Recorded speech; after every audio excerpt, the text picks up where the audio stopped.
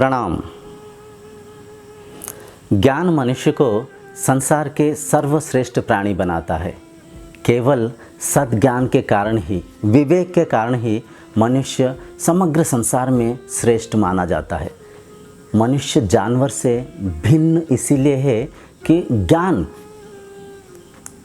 के अभाव से हम कई सारा कुकार्य करते हैं। सद्ज्ञान हमें सत्संग से मिलता है। आजकल सत्संग भला कहाँ पे होता है? शास्त्रों के अध्ययन करना, भगवत प्रणिधान करना, भगवान को बस हम मंदिर में एक छोटा सा मूर्ति के रूप में कहीं पे बंद करके रखे हैं। कुछ पल गए, बस कुछ वहाँ पे चेंज डाल के कुछ दक्षिणा चढ़ा दिए, कुछ पल वहाँ पे बिता के आगे हम बस सोचते हैं कि आध्यात्मिकता हो गया। ना ना ना ना ना, स्पिरिचुअलिटी इज़ लाइफ। आध्यात्मिकता हमें जीवन की राह दिखाता है, जीवन को सही शैली में जीने की हमें ज्ञान देता है। तो सद्ज्ञान हमें सत्संग के द्वारा मिलता है। ज्ञान के अभाव से हम कई सारा कुकार्य करते हुए समाज के अशांति के कारण बनते हैं और खुद भी अशांत होते रहते हैं। वैसे ही चीज़ों में एक है संभोग, सेक्स। सेक्स को हम बहुत प्राइवेटली रखते हैं, उसके बारे में किसी से चर्चा नहीं करते, बड़ा शर्माते हैं, जिसके परिणाम प्रतिफल स्वरूप ये समाज में देखिए कई सारा कुकार्य होता है। छोटे छोटे बच्चों के साथ रेप हो जाता है। ये तमाम कार्य के कारण क्या है? उस चीज़ को ठीक से नहीं समझना।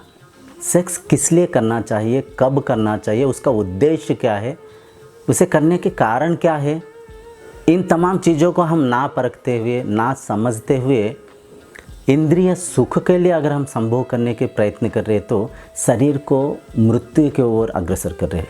ये बात सही है। देखिए, मन हर पल सुख चाहता है। सुख के पीछे व्याकुल होकर मन इस चीज़ को भूल जाता है कि शरीर का कितना पतन हो रहा है, शरीर का कितना हनन हो रहा है, शरीर कितना मृत्यु की ओर अग्रसर हो रहा है। मन को कोई लेना देना नहीं है, मन को बस सुख चाहिए। इसी कारण तो देखिए समाज में कई लोग दारू पीते हैं, स्मोकिंग करते हैं, टोबाको चबाते रहते हैं,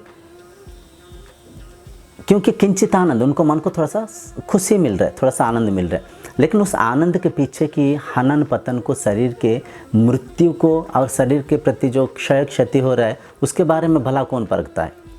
ठीक वैसे ही यहाँ पे देखिए, संभोग, सेक्स केवल संतान उत्पत्ति करने के लिए करना चाहिए। उसका उद्देश्य ये है कि अपना जो आगामी पीढ़ी की उत्पत्ति करना, अपने संस्कार को आगे बढ़ाना, अपने संतान को उत्पन्न करना। सेक्स का मेन एम है रिप्रोडक्शन ऑफ बॉडीज़। अपना जो जनरेशन को आगे बढ़ाने के लिए करना चाहिए। आइए उसे हम ठीक से समझने की प्रयत्न करेंगे।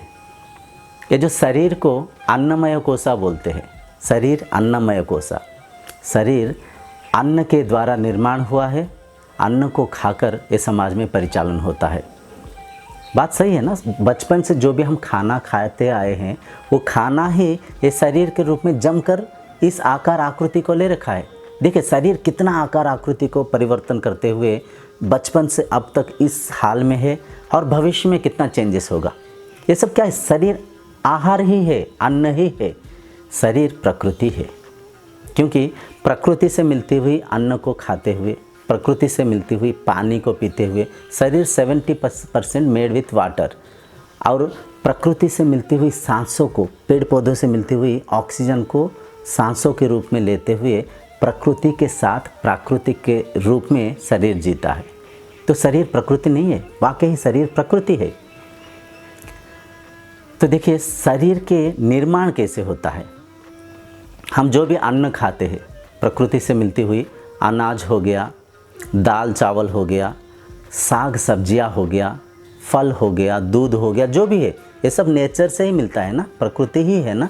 तो नेचर से मिलती हुई जो आहार को जब हम खाते हैं, आहार जाके अन्न जाकर लिवर में पीसा जाता है, लिवर में रस बनता है, उस रस से रक्त के उत्पन्न होता है, रक्त बनता है, रक्त फिर मांस बनता है, मांस से फिर हड्डियाँ बनता है, हड्डी के बीच में मज्ज बनता है, बोन मैरो जिसे बोलते हैं, मज्ज से फिर वीर्य बनता है। तो देखिए वीर्य कैसे बना? आहार ही बना ना। हम जो खाया हुआ खाना वीर्य में परिवर्तन होने के लिए 30 से 35 दिन लग जाता है। खाने के जो पौष्टिक तत्व है, जो मुख्य तत्व है, जो सार तत्व है, वहाँ के वीर्य में परिवर्तन हुआ तो संभोग के द्वारा शरीर से संतान उत्पत्ति होता है, शरीर से शरीर के निर्माण होता है। तो शरीर क्या है? प्रकृति ही है। तो देखिए, जो वीर्य होता है बहुमूल्य चीज़ है, अति मूल्यवान चीज़ है वो। क्योंकि देखिए, एक कण के वीर्य से एक शरीर के उत्पत्ति हो रहा है, एक शरीर का निर्माण हो रहा है। 1 लीटर ब्लड से 20 ml स्पर्म्स बनता है। 1 लीटर ब्लड से 20 ml वीर्य बनता है। तो देखिए कितना मूल्यवान चीज़ है। उस मूल्यवान चीज़ को हम इंद्रिय सुख के लिए, किंचित आनंद के लिए, कुछ पल के सुख के लिए बहा देते हैं और शरीर को मृत्यु की ओर अग्रसर करते हैं, मृत्यु की ओर प्रेरित करते हैं। ये बात हो सकता है थोड़ा सा अजीब सा लगे, लेकिन ये सच है, ये बात सही है। क्योंकि देखिए, खाने के जो पौष्टिक तत्व वहाँ पे वीर्य में परिवर्तन हो रहा है। 1 लीटर ब्लड 20 मिलीलीटर वीर्य को बनाने में सहायता होता है। तो वीर्य बहुत ही मूल्यवान चीज़ है, क्योंकि खाने के जो पौष्टिक तत्व है वहाँ पे 35 दिन के बाद वीर्य में परिवर्तन होता है। वीर्य के एक कण से एक शरीर का निर्माण होता है। 1 लीटर वीर्य से 20 मिलीलीटर स्पर्म्स बनता है। देखिए कितना मूल्यवान चीज़ है। वैसे मूल्यवान चीज़ को हम इंद्रिय सुख के लिए, कुछ पल के आनंद के लिए बहा देते हैं और शरीर को मृत्यु की ओर अग्रसर करते हैं। ये बात सही है। इसे यूँ समझिए, मान लीजिए एक मधुमक्खी है। वो मधुमक्खी जाकर पूरा दिन मेहनत कर कर फूलों से रस को चूस के निकाल रहा है। फूलों की जो मधुरूपी उस द्रव्य को संग्रह कर रहा है और उसे लेकर मधुमक्खी के जो छत्ता में संग्रहित करके रख रहा है। पूरे दिन मेहनत कसरत करके जो संग्रह किया हुआ उस मधु को लेकर मधुमक्खी अगर किसी नाले में बहा दे, इसलिए नाले में बहा दे कि नाले में कुछ तरंगे उत्पन्न होगा, नाले से कुछ ध्वनियाँ उत्पन्न होगा, जिसके कारण थोड़ा सा आनंद मिलेगा। किंचित आनंद के लिए, कुछ पल की उस तरंगों को देखने के लिए और उस ध्वनि को सुनने के लिए पूरा दिन की मेहनत को अगर उस मधुमक्खी ने लेके नाले में बहा दे तो कैसे लगेगा? क्या आपको नहीं लगेगा वो मधुमक्खी पागल है? क्या हम भी उस मधुमक्खी के जैसे वीर्य शक्ति जो कि अमूल्य है, जो कि शरीर के सार तत्व है, जो कि शरीर के मूल चीज़ है, उसे हम पल भर इंद्रिय सुख के लिए बहा देते हैं? वाकई है, हम भी उस मधुमक्खी के जैसे पागलपना कर रहे हैं। देखिए, वीर्य शक्ति को बहा के शरीर मृत्यु की ओर अग्रसर हो रहा है। कारण वीर्य के पतन से शरीर की अंग प्रत्यंग का जो क्षमता क्षय होते जाएगा, जो भी बॉडी के एबिलिटीज़ डिके होते जाएगा। हाथ में उतना जान नहीं रहेगा, पैरों में उतना चलने फिरने की क्षमता नहीं रहेगा, जोड़ों की दर्द होगा, जो बैकबोन, जो रीढ़ के हड्डी की दर्द होगा, मुख के सौंदर्य कम होते जाएगा, आँख के नीचे काले दाग हो जाएंगे और खड्डे हो जाएंगे, गाल अंदर चले जाएगा, शरीर के फ्लेक्सिबिलिटी ठीक नहीं रहेगा, शरीर के सुंदरता बिगड़ते जाएगा, शरीर के इम्यूनिटी कम होते जाएगा। ये बहुत ही बड़ी बात है। शरीर के इम्यूनिटी कम होते जाएगा, इम्यून सिस्टम डैमेज होते जाएगा, जिसके परिणाम प्रतिफल स्वरूप शरीर को कई सारा रोग आक्रमण करेगा। देखिए, वीर्य शक्ति कितना मूल्यवान है, जिससे बहाते हुए हम अनजाने में शरीर को मृत्यु की ओर अग्रसर कर रहे हैं। वीर्य शक्ति को बहाने में जितना मज़ा आता है, उसे अगर संयम करके रखें, उसे अगर नियंत्रण करके धारणा करके रखें, देखेंगे उससे कई गुना मज़ा आएगा, उससे कई गुना आनंद मिलेगा। वीर्य शक्ति को अगर आप धारणा करके रख पाएँ तो आप देखेंगे उससे कई गुना आनंद आएगा, कई गुना सुख आएगा, शरीर आरोग्य रहेगा, आपके चेहरे में एक चमक रहेगा, जिसे कि ओजस बोलते हैं। ओजस मतलब वीर्य धारणा के द्वारा शरीर में जो क्रांति आएगा, शरीर के जो सुंदरता आएगा, उसे ओजस बोलते हैं। शरीर के अंग प्रत्यंग सक्षम रहेंगे, जो बॉडी के एबिलिटीज़ मेंटेन रहेगा, हाथ पैर आप चुस्ती रहेंगे, आप तो वीर्य को बहाने से जितना मज़ा आता है, उससे अगर आप धारणा करके रखें, आप देखेंगे आप बड़ा आनंद के साथ, आप बड़ा उत्साह के साथ, आप बड़ा उल्लास के साथ, आप बड़ा तंदुरुस्त के साथ इस शरीर को इस संसार में परिचालन कर पाएंगे, बड़ा एनर्जेटिक रहेंगे। मुख के सौंदर्यता आपका बड़ा सुंदर रहेगा, आपका मुंह में तेजस रहेगा, आपके जो मेमोरी कैपेबिलिटी बढ़ेगा, जो भी पढ़ाई करेंगे आराम से उससे याद रख पाएंगे। मन स्थिर रहेगा, मन शांत रहेगा, मन ध्यान साधना में लगेगा। जो स्थिर मन ही विवेकी बनते हुए इस संसार में भला बुरा को परखते हुए शांति आनंद के साथ जी पाता है। जो मन चंचल होता है, जो चाहे वो खा लेता है, जो चाहे वो पी लेता है, जैसे चाहे वैसे जीवन को व्यर्थ अनर्थ करते रहता है। तो मन शांत रहेगा, शरीर भी तंदुरुस्त रहेगा, मन में भी शांति बरकरार रहेगा और आपकी हरकतें अच्छा रहेगा, आप वो शांति आनंद के साथ रह पाएंगे। इस ज्ञान की कमी के वजह से हम संभोग को, उसका उद्देश्य को ना समझते हुए, उद्देश्य विहीन कार्य करते हुए, शरीर को मारते हुए, मन को चंचल कर कर समाज में कई सारा कुकार्य करते रहते हैं। देखिए, इसी समाज में छोटे छोटे बच्चों का रेप हो जाता है। क्या आपको नहीं लग रहा है पागलपना है? वाकई पागलपन है, क्योंकि जब ज्ञान की अभाव होता है, हम कोई भी कार्य कर रहे हैं उसका उद्देश्य होता है ना। उद्देश्य को समझते हुए अगर हम उस कार्य को करेंगे तो सत्कार्य करेंगे, ठीक से करेंगे और उसको सदुपयोग करेंगे। उद्देश्य विहीन कार्य अगर आप करेंगे, आप अशांति ही होंगे। संभोग को आप अगर मान रहे हैं कि एंजॉय मिलेगा, कोई उससे कोई प्लेजर्स मिलेगा, ना ना ना ना ना ना। देखिए, ये संसार के संरचना ऐसे हो रखा है कि जब शरीर टीनेज में आता है, 14 साल की उम्र में आता है, अपना मन में कुछ हार्मोन्स प्रोड्यूस होता है, कुछ हार्मोन्स के रिलीज होता है, जिसके परिणाम प्रतिफल स्वरूप अपने अंदर कुछ सेक्सुअल डिज़ायर्स आता है, काम भावनाएं आता है, जिससे शरीर संभोग करके उस शरीर के आगामी पीढ़ी की उत्पत्ति करता है। शरीर का रिप्रोडक्शन होता है, अपना रीजेनरेशन का निर्माण होता है। तो यहाँ पे संभोग का मुख्य उद्देश्य ये था कि शरीर से शरीर का उत्पत्ति करना, लेकिन उस उद्देश्य को भूलकर अगर उद्देश्य विहीन कार्य करे तो शरीर को मृत्यु की ओर ढकेलते हुए मृत्यु की ओर आप अग्रसर होंगे। बात सही है। वीर्य के पतन से बहुत सारा नुकसान है। पुराने ज़माने में बच्चे गुरुकुलम में पढ़ते थे, उनको भौतिक विद्या के साथ साथ आध्यात्मिक ज्ञान को भी दिया जाता था। शरीर तत्व के बारे में, ब्रह्मचर्य के आचरण करने के बारे में, ये तमाम बातों को समझाया जाता था, बुझाया जाता था, सिखाया जाता था, जिसके परिणाम प्रतिफल स्वरूप वो लोग अपने नियंत्रण में हर चीज़ को रखते हुए, हर चीज़ के उद्देश्य को समझते हुए कार्य करते थे। लेकिन आजकल देखिए, पढ़ाई केवल हम पैसा कमाने के लिए पढ़ते हैं, कुछ पाने की आशा अभिलाषा के साथ कुछ कमाने के चक्कर में पढ़ते हैं, ना कि कुछ सीखने की, ना कि कुछ मन इंद्रियों की संयम करने की, ना कि कुछ समाज कल्याण कार्य करने के लिए हम थोड़ी पढ़ते। हम पढ़ाई इसलिए पढ़ते कि पैसा कमाएंगे, नौकरी करेंगे। तो इस कारण ये तमाम बातों को हम समझ नहीं पाते हैं।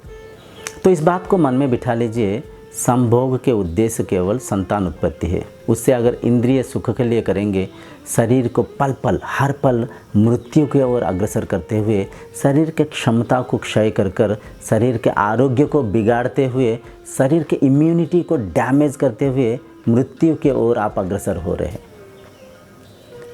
ये तमाम बातें कहाँ पे होता है? ऐसे चर्चा कौन करता है?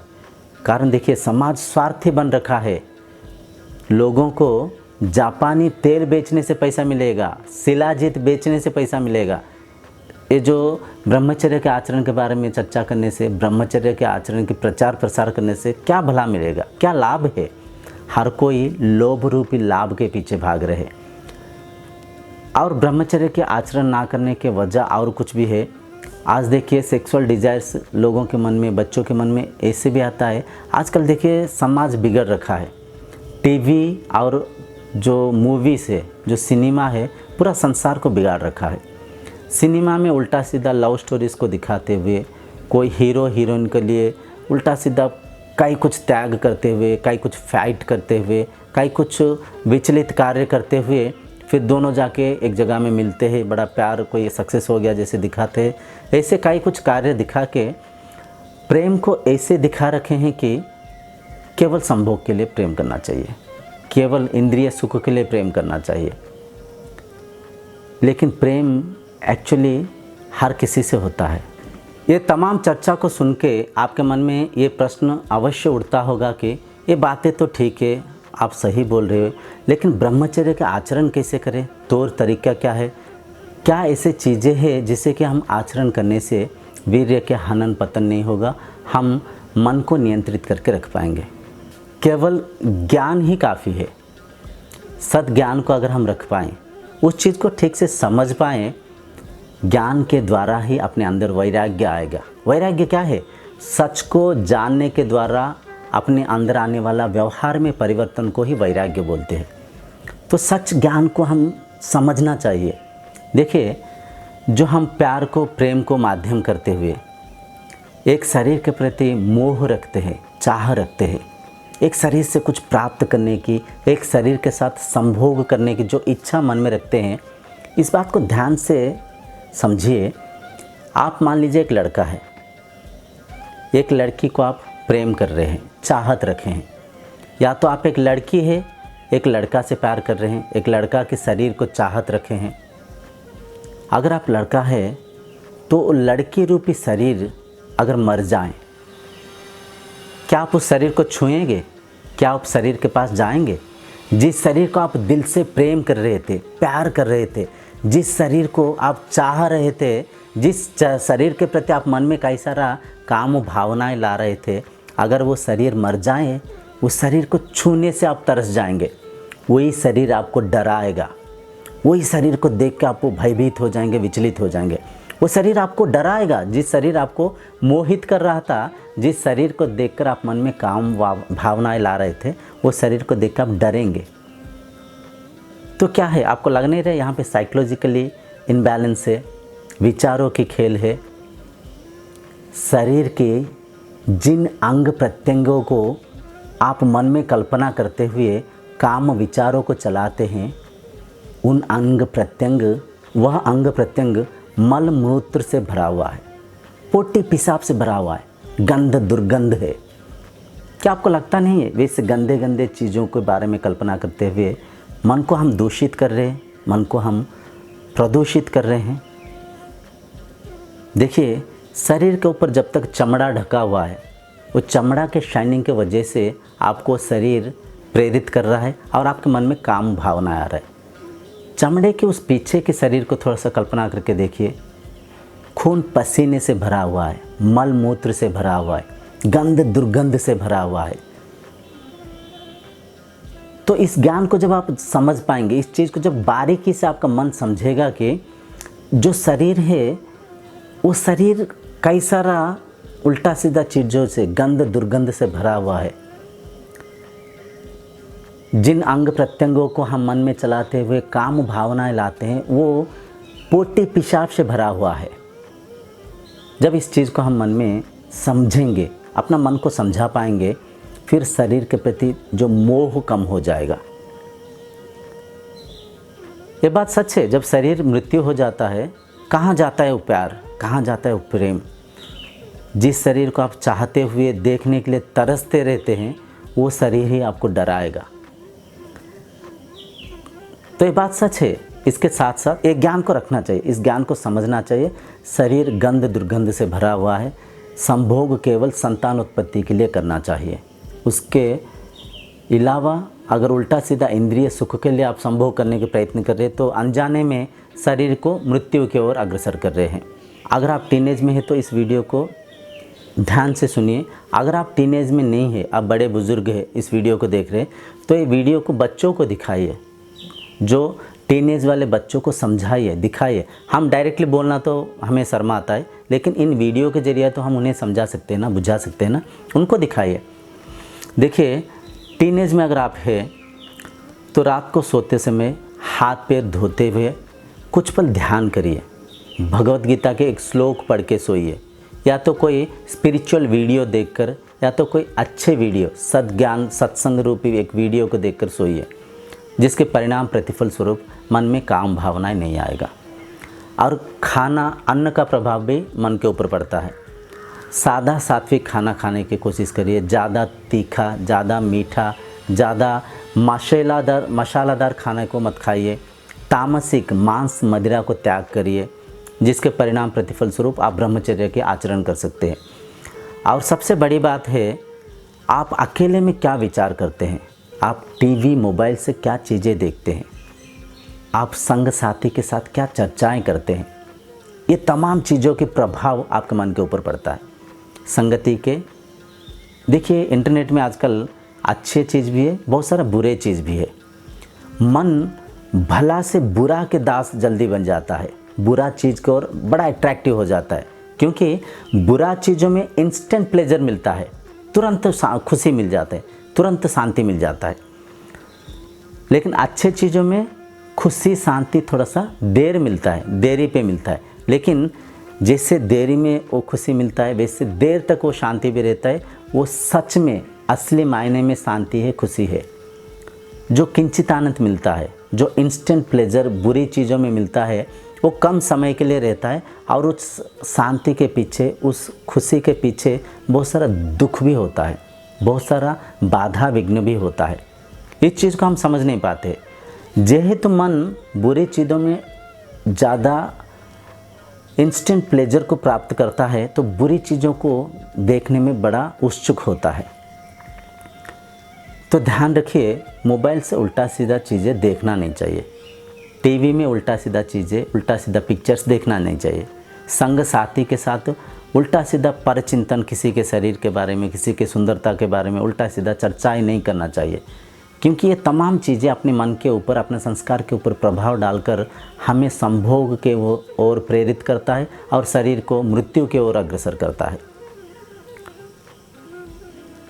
खान पान को संयम रखिए। सोने से पहले थोड़ा सा ध्यान करिए, कोई आध्यात्मिक किताब की थोड़ा सा पढ़िए, हाथ पैर मुंह वगैरह धो के सोइए। आप देखेंगे आपके अंदर काम भावनाएं धीरे धीरे कम होते जाएगा। ब्रह्मचर्य के आचरण करने से आपका शरीर आरोग्य रहेगा, आपका शरीर में ओजस बने रहेगा और आपका जो मेमोरी कैपेबिलिटी अच्छा रहेगा। आपके लक्ष्य प्राप्ति में सहायक आप हो सकते हैं। देखिए, टीनेज में मन में कई सारा केमिकल्स उत्पन्न होकर सेक्सुअल डिज़ायर्स आता है, और टीनेज में ही अपना भविष्य भी होता है, अपना एम्स, गोल्स, डिज़ायर्स, अचीवमेंट, काफ़ी सारा काम करना होता है। लेकिन जब मन में काम भावनाएं आता है तो उस शरीर को पढ़ाई में मन नहीं लगता है, अपने गोल को अचीव करने में फेल हो जाता है, अपना जो भी एम होता है, लक्ष्य साधना में काफ़ी सारा बाधा विघ्न होता है, जिसके परिणाम प्रतिफल स्वरूप आजकल आप देखे होंगे छोटे छोटे बच्चे मैरिज कर लेते हैं, लव को माध्यम करते हुए इंद्रिय सुख के लिए सेक्सुअल थॉट्स को माइंड में लेकर मैरिज कर लेते हैं, और लव मैरिज ज़्यादा दिन टिकता नहीं है। इस चीज़ को आप देखे ही होंगे। कारण देखिए, जब तक मुट्ठी बंद है, मुट्ठी में क्या है देखने की कई सारा व्याकुलता, उत्सुकता होता है। जब मुट्ठी खुल जाता है, सब देख लेते हैं, कर लेते हैं, जान लेते हैं, तब मन में जो भी ना इमेजिनेशन सब हट जाता है, सब मिट जाता है, सब कट जाता है। बस यही है, ऐसे लगता है। फिर क्या होता है, उस उम्र में उनका कोई काबिलियत है नहीं, कुछ नौकरी है नहीं, कुछ घर परिवार चलाने के लिए सोर्स ऑफ इनकम नहीं है। फिर झगड़ा शुरू हो जाता है, फिर एक दूसरे के साथ कोसना शुरू हो जाते हैं। फिर जो शरीर हमें प्यार देता था, मोह देता था, जिस शरीर को देखकर हम आकर्षित होकर, आनंदित होकर ढूंढते थे, वही शरीर हमें फिर कड़वा लगता है। फिर धीरे धीरे झगड़ा झंटी होता है और कुछ ही दिन में डिवोर्स हो जाते हैं। मैक्सिमम लव केसेस आप देखेंगे, मैक्सिमम लव मैरिजेस डिवोर्स हो जाता है। उसके कारण क्या है? लव मतलब संभोग करने के लिए नहीं होना चाहिए, शादी का अत्यंत आवश्यक है। शादी दो शरीर का नहीं है, दो मन का होना चाहिए, दो मन के मिलन होना चाहिए। एक रिलेशनशिप को एक्सपीरियंस करने के प्रयत्न होना चाहिए।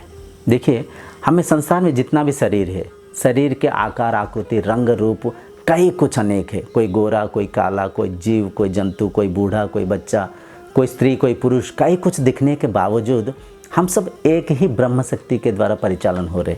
हम सबका सोर्स एक है। उस वननेस को एक्सपीरियंस करने का जो माध्यम है शादी है। शादी में दो शरीर का एक होकर, एक मन होकर जीने में एक मौका मिलता है। हस्बैंड वाइफ ट्रू फ्रेंड्स है, सच्चे मित्र है। एक दूसरे के ऊपर भरोसा होना चाहिए, एक दूसरे के साथ दिल से प्रेम करना चाहिए, एक दूसरे की सहायता करना चाहिए। शादी देखिए इसलिए करते हैं, एक शरीर बाहर जाके कई सारा कामकाज करके धन को कमाने में सहायता होता है। दूसरा शरीर क्या है, घर के कामकाज करता है, खाना पकाना, कपड़ों को धोना, बच्चों को लालन पालन करना, घर के कामकाज करते हैं।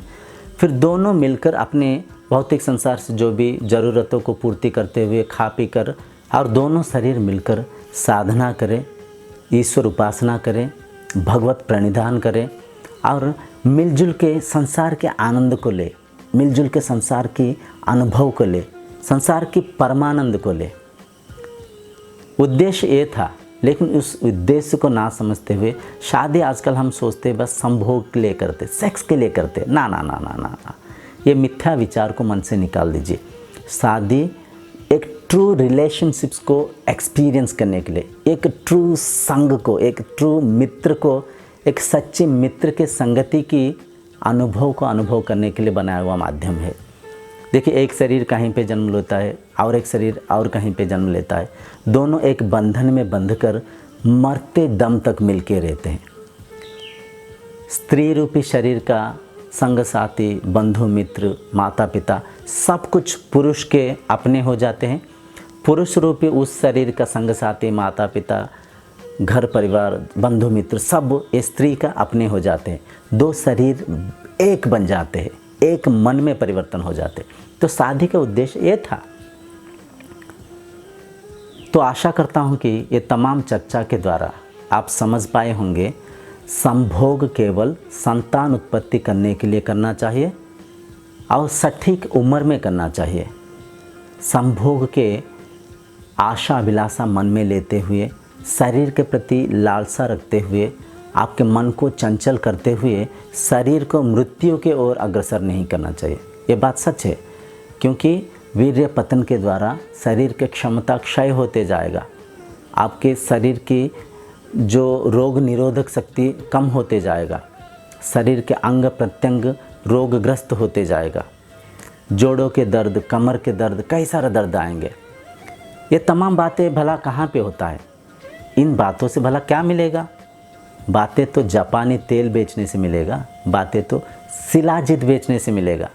संसार स्वार्थी बन रखा है, हर कोई अपने स्वार्थ के लिए कार्य कर रहे हैं। खुद के स्वार्थ के पीछे भले ही किसी का हनन पतन हो, भले ही किसी शरीर का मृत्यु हो, क्या लेना देना, अपना तिजोरी तो भर रहा है ना।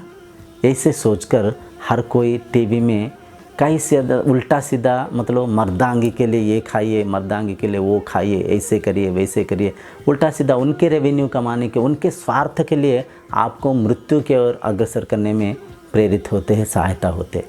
लेकिन ये बात कहाँ हम समझ पाते हैं? जेहेतु इंद्रियां हर पल बहिर्मुखी रहते, सुख की भोग में, सुख की चाह में रहते, जीभ चटमटी चीज़ें खाने में व्याकुल व्यर्थ रहता है, आंखें चुलमुली चीज़ें देखने में बड़ा खुशी लगता है, कान को पर चिंतन में बड़ा आनंद आता है, शरीर को संभोग से बड़ा आनंद आता है। तो ये जो इंद्रियां बहिर्मुखी है, उनको जब आप नियंत्रण में रखेंगे तभी आपके मन आपके नियंत्रण में रहेगा। मन आपके चाकर है, इस बात को ध्यान में रखिए। आप मन के दास नहीं बनेंगे। मन इंद्रियों को जब आपके नियंत्रण में रख पाएंगे, संसार के सही आनंद सुख को आप ले पाएंगे। शरीर आरोग्य रहेगा, मन में सच्ची शांति की बरकरार रहेगा। जितना भोग के पीछे आप भागेंगे, भोगी इज इक्वलेंट रोगी, त्यागी इज इक्वलेंट जोगी। आप जोगी के जैसे वाइज लाइफ को, आनंद पूर्वक शांति के साथ जीवन को बिताना चाहते हैं, तो त्यागी बनना पड़ेगा। त्यागी मतलब लाइफ को बैलेंस करते हुए जो चीज़ करने से उचित है उस चीज़ को करना चाहिए, जो चीज़ अनुचित है उसे नहीं करना चाहिए। इस कार्यक्रम को यहीं पर रखते हुए आशा करता हूँ कि ये वीडियो आप खुद देखिए, टीनेज में जो शरीर है उन्हें दिखाइए और इन तमाम बातों को समझिए। अगले कार्यक्रम तक आपसे विदाई मांगते हुए प्रणाम।